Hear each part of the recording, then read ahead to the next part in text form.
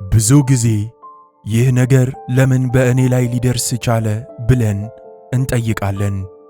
አንዳንድ ጊዜ ደግሞ ሕይወት ብዙ ነገር ስትሰጠን ትዕቢተኞች እንሆናለን።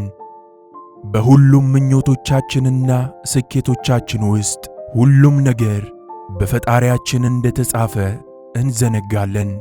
የእሱን ዕቅድ እንረሳለን። በመጨረሻም ጊዜ ብቻ ነው እውነተኛውን መልካም ወይም ክፉ ነገር ሊነግረን የሚችለው። ምናልባት አሁን በከባድ ጊዜ ውስጥ እያለፍክ ይሆናል፣ ወይም ደግሞ ምናልባት በተወሰነ ምቾት እየተደሰትክ ስለ ወደፊቱ ጊዜ እየዘነጋህ ነው። እንግዲያው ይህ ታሪክ ላንተ ነው።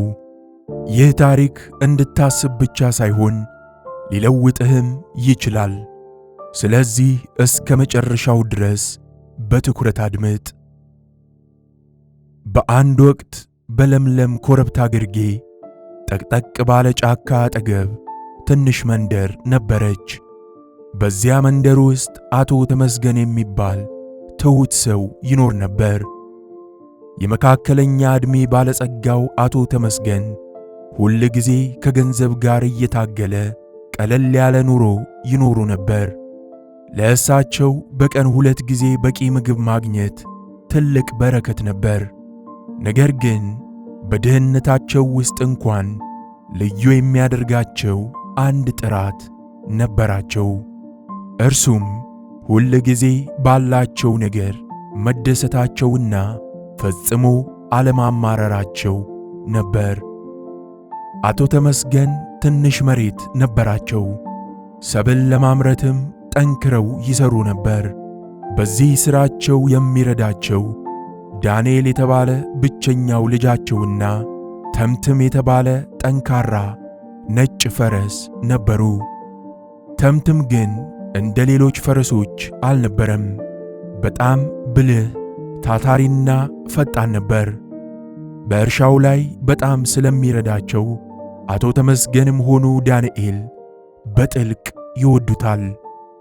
ለእነሱ ተምትም የቤተሰቡ አካል ነበር። አንድ ቀን የተምትም ውበትና ብልህነት ከከተማ የመጣ ሀብታም ነጋዴ ወደ ሆነው ወደ አቶ ሀብታሙ ጆሮ ደረሰ። እሳቸውም ተምትምን ለማየት ከልጃቸው ጋር ወደ መንደሩ መጡ።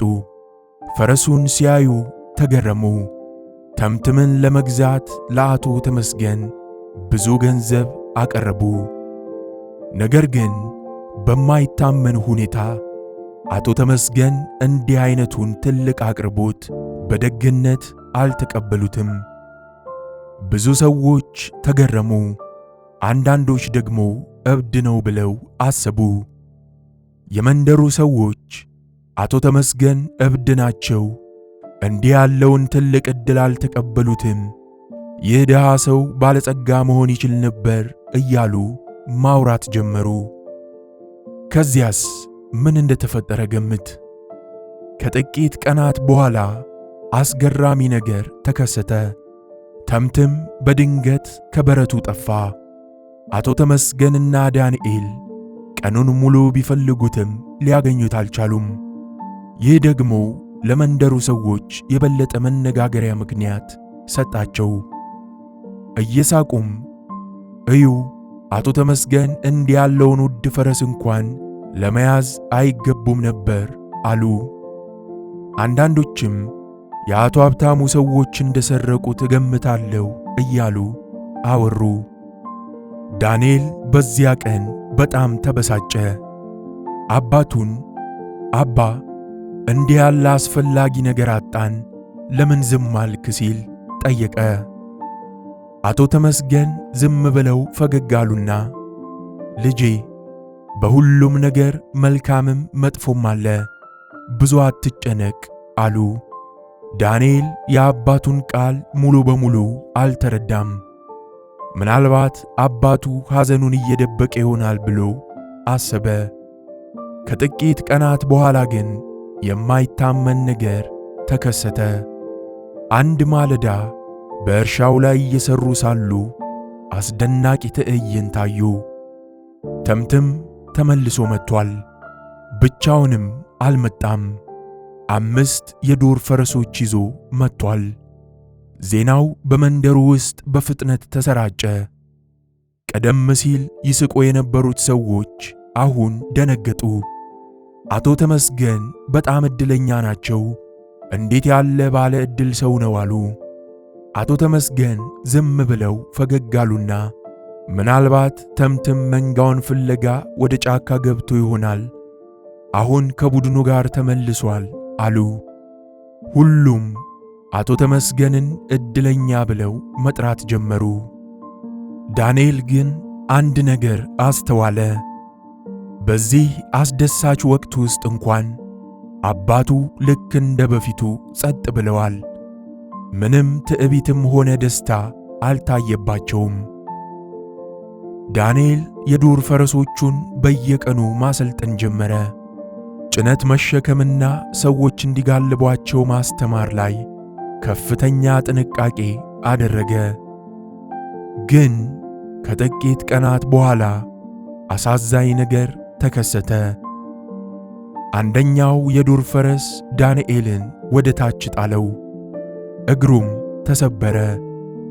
እንደገና የመንደሩ ሰዎች ማውራት ጀመሩ። እነዚህ ፈረሶች ልጁ ላይ ጉዳት አደረሱ፣ አቶ ተመስገን ይህን ችግር በራሳቸው ላይ አመጡ አሉ። በሕመም ላይ የነበረው ዳንኤል አባ፣ ይህ ጊዜ በእውነት መጥፎ ነገር ነው አለ። አቶ ተመስገን በድጋሚ በመረጋጋት መለሱ። ልጄ፣ መልካም ወይም ክፉ ነገርን በአንድ አፍታ መወሰን አይቻልም። ጊዜ ሁሉንም ነገር ይነግረናል። ዳንኤል አሁንም አልተረዳም። የተሰበረ እግሩ ሕመም በጣም ከባድ ነበር።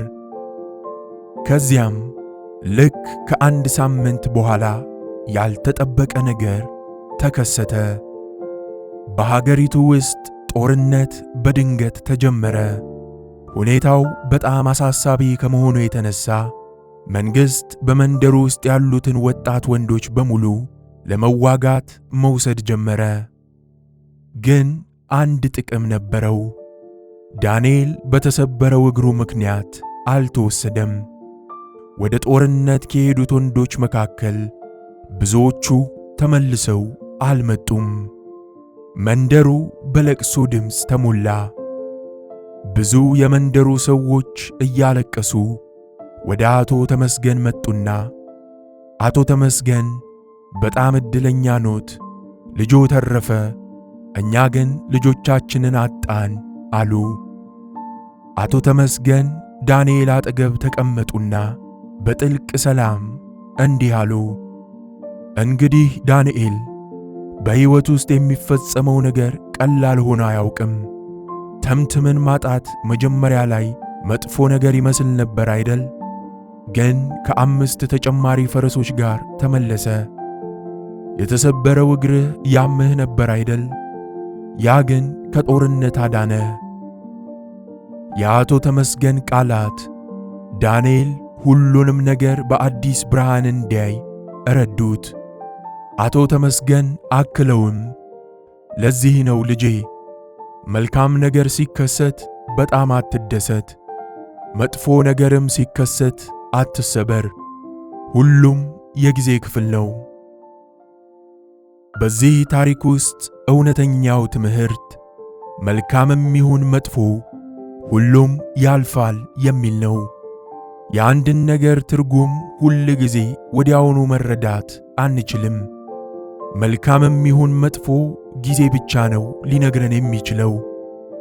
ዛሬ እግዚአብሔር ያቀደልንን ባንረዳም አንድ ቀን እንረዳለን። ስለዚህ በሁሉም ሁኔታ ውስጥ ታገስ፣ አመስጋኝ ሁን፣ እናም እምነትህን አጠንክር። ሁሉም ነገር የሚሆነው በምክንያት ነው። ምናልባት አሁን በሕይወት ውስጥ ምክንያታዊ ያልሆነ ነገር እየተፈጠረ ይሆናል። ነገር ግን የእግዚአብሔር ዕቅድ ሁል ጊዜ ለበጎ እንደሆነ እመን። ይህንን አስታውስ። መልካምም ይሁን መጥፎ ሁሉም አንድ ቀን ያልፋል። በከባድ ጊዜያት አትሰበር፣ በደስታ ጊዜያትም በደስታ አትወሰድ። በሁሉም ነገር ሚዛን አለ። ይህንን ታሪክ ከወደድከው ላይክ ማድረግህን አትርሳ። በዚህ ታሪክ ውስጥ ምን ተማርክ የሚለውን ደግሞ በኮመንት ንገረን። በሚቀጥለው ደግሞ እንገናኛለን። ደህና ሁን።